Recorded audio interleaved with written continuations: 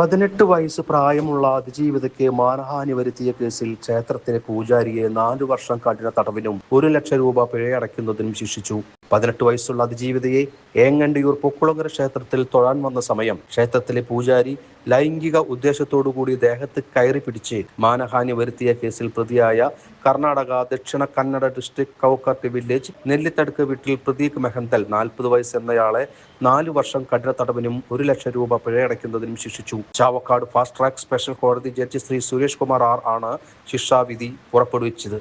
പിഴ അടയ്ക്കാത്ത പക്ഷം 8 മാസം കൂടി അധിക തടവ് അനുഭവിക്കുന്നതിന് ശിക്ഷാവിധിയിൽ വ്യവസ്ഥ ചെയ്തിട്ടുണ്ട്. 2025 മെയ് മാസത്തിൽ അമ്പലത്തിൽ തൊഴാനായി വന്ന അതിജീവിതയ്ക്ക് മാനഹാനി വരുത്തിയ സംഭവത്തിന് അതിജീവിത നൽകിയ പരാതിയുടെ അടിസ്ഥാനത്തിലാണ് വാടാനപ്പള്ളി പോലീസ് സ്റ്റേഷനിൽ കേസെടുത്തത്. അന്നത്തെ വാടാനപ്പള്ളി SI ആയിരുന്ന വിജു CP ആണ് അന്വേഷണം പൂർത്തിയാക്കി കുറ്റപത്രം സമർപ്പിച്ചത്. SI Sreelakshmi SM, ACP O Baiju എന്നിവരും അന്വേഷണ സംഘത്തിലുണ്ടായിരുന്നു. പ്രോസിക്യൂഷനു വേണ്ടി 7 സാക്ഷികളെ വിസ്തരിക്കുകയും 8 രേഖകളും മുതലുകളും ഹാജരാക്കുകയും ചെയ്തു. പ്രോസിക്യൂഷനു വേണ്ടി special public prosecutor advocate Siju Muttath, advocate Nisha C എന്നിവർ ഹാജരായി. വിസ്താരവേളയിൽ liaison officer ASI Sindhu MR കോടതിയിൽ പ്രോസിക്യൂഷൻ നടപടികൾ ഏകോപിപ്പിച്ചു.